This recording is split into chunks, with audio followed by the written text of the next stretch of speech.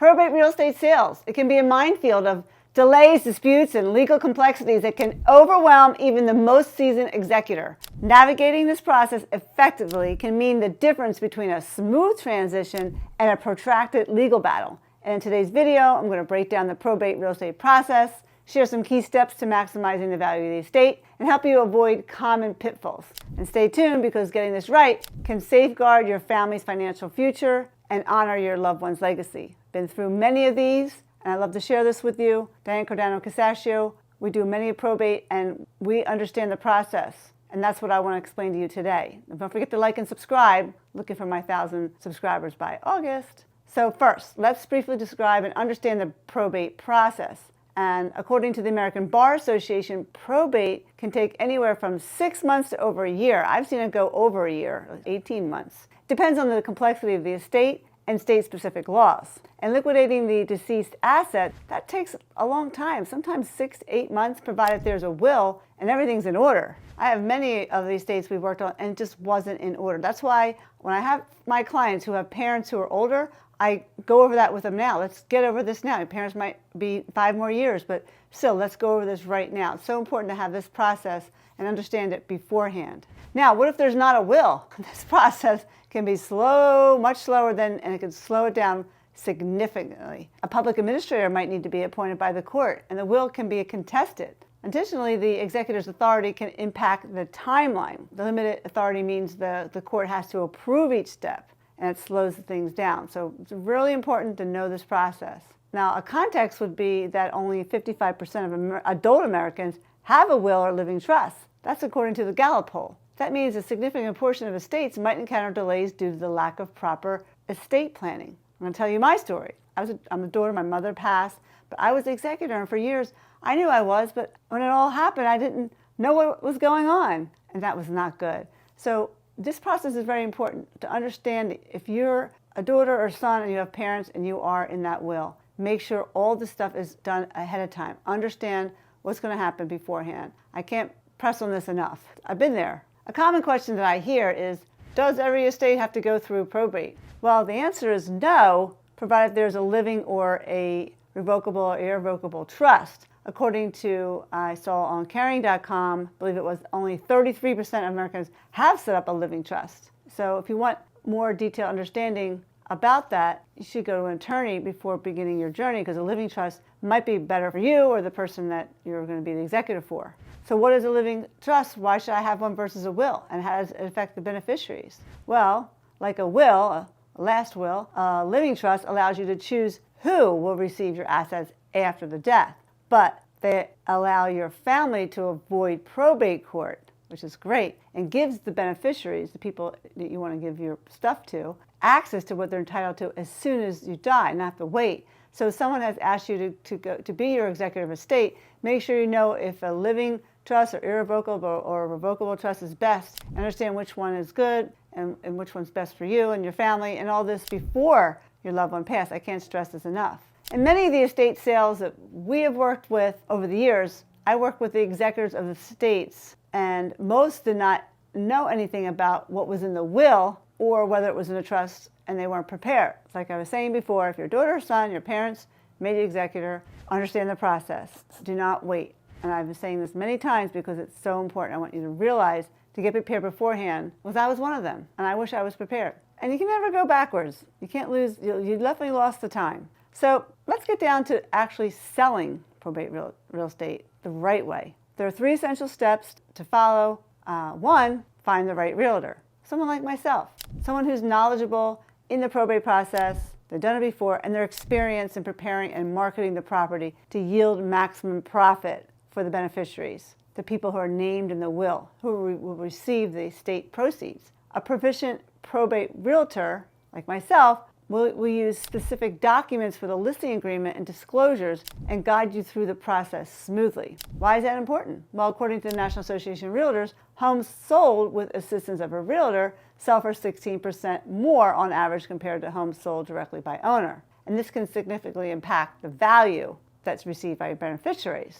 Now, one of the first things I do when hired by beneficiaries is to reach out to their attorney handling the estate, because good communication with the attorney is crucial. I usually work with the attorneys. I know what I'm doing. They like working with us. We actually help the state because we know a lot and we don't have to, the attorney doesn't have to get involved as much, so it lowers the costs and the attorney fees. It's also another thing. And it's also another reason why, finding the right realtor. And there's been many changes in the court systems now due to COVID. The pandemic caused many backlogs and delays in many courts, making effective communication even more essential right now. The second step is create a plan to sell the property. Assuming everything is proceeding correctly, it takes about 6 months from filing to court approval. As a realtor, my next step is to sit down with the beneficiary and discuss what they want to do with the property. Clean it out and sell as is, and fix some minor issues, or perform major repairs. And to help create a plan, we need to do two things. We need to open escrow to order the preliminary report and perform property inspections. Very important. We do that all the time for all of our properties. The preliminary report is crucial for identifying any liens for the property, including IRS tax liens, mortgage notes, mechanics liens. According to NAR, about 30% of all home sales face delays due to title issues. I've seen it. It's essential to address those early. Like I said, what I do with all my clients, every single one of them, let them know, because I'm at that age where a lot of my clients are also the age that their parents are aging and they need to know this. I just sold a property in a state for a young gentleman who took his own life and wasn't expected. Nobody expected. Didn't have a will or anything. And the first thing that we had to do is check if there was on the liens on the property, and there was the court judgment, and there was six liens, and there was this lien, and the bills weren't paid, and it was a mess. So we ended up getting that all fixed up. It took a good long time. So that is the first step. Get a preliminary report, find out what's going on with the title of this property that you're selling. Also, the preliminary report is crucial for identifying not only the liens, but IRS tax liens. Of course, the mortgage notes, and I said that before, the mechanics liens. So these issues, I know they always take months. So run that prelim title report really early. Now the property inspections, home, termite, roof, they help to understand the property's condition and value to whether repairs are necessary, and we can get estimates and create a worksheet and showing cost and timeline. That's what we always do to make sure the cost is spent, the money spent, you get at least 2 or 3 times back on your investment. According to NAR, 19% of home sellers who make improvements on homes before listing see a return on investment of 107% on average. So I think I'm more like 120% on Mars. So these strategic repairs can significantly, they can boost the sale of your home. And the third thing is executing your plan. So once you have the green light from the probate court, it's time to implement your strategy. Whether you're doing a few repairs or a complete remodel, itemize each step. Put together, as I do, I have a staging worksheet online in the Google Docs from our clients. For example, if you're cleaning out the property, have family members identify what they want and remove all the trash and possibly hire an estate company for a sale. We just did that for somebody. If the beneficiaries don't have funds for repairs, some contractors and termite companies might accept payment through escrow, putting a lien on the property. I've done that too.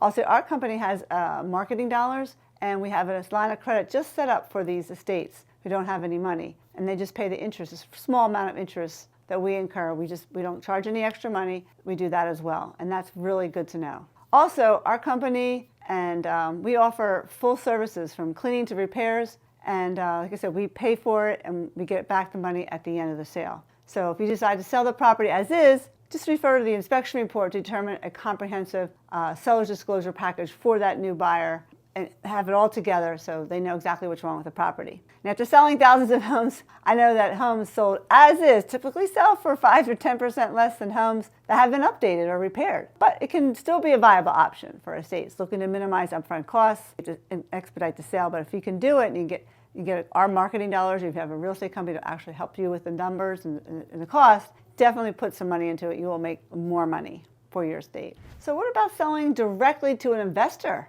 or online broker? We've done this. Our client Lillian, artist, she sold her mom's home to an investor. Then he fixed it up, and we sold it for thousands of dollars more. Some of these investors, most all, will allow you to leave whatever you want in the home. All you do is walk out, take what you want, and then walk out, so you don't have to clean it out. I mean, almost every one of our investors do that. That's a quick solution, especially if the property has serious issues, if there are conflicts among beneficiaries. This particular property, I believe we bought it for like $180, ended up selling it for like $300. So we did it, and it was nice for him and to get some profit there. Oh, it was $380, I'm sorry, $380. But these investors and these types of buyers, they're typically going to offer significantly less than the open market value, even after subtracting seller costs. So it definitely is an option, but you may want to take a look at that option.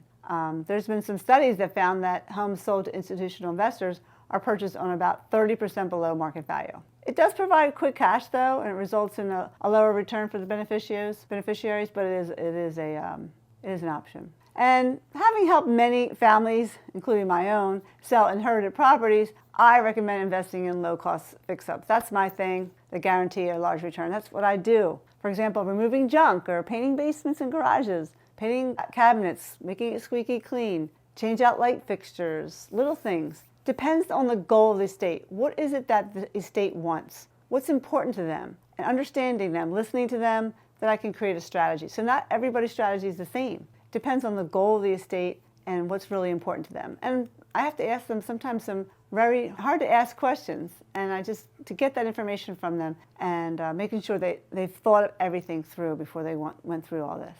Most of the times with my contractors, we can have this work done in 3 weeks. And with, say, an investment of, say, $7,000, sell the home for $20,000, $40,000, $50,000 more. However, reselling the property in its as-is condition is another option for simplicity and minimal family conflict. And it is a fact that 99% of my homes are in move-in ready condition. And they attract more offers and they sell faster.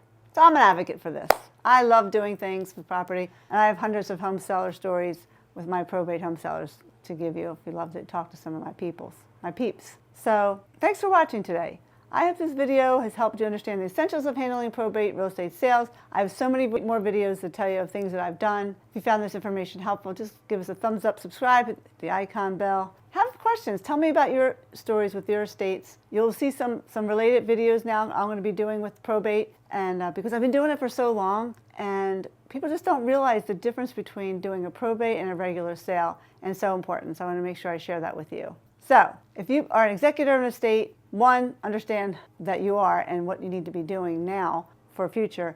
But if you're just a parent, a loved one has passed, and you're the executor, give me a call. Go into my schedule, dianescalendar.com, and let's get started, especially in Pennsylvania or South New Jersey, South Jersey. I will be able to help you. I look forward to working with you, and we'll see you on the next one.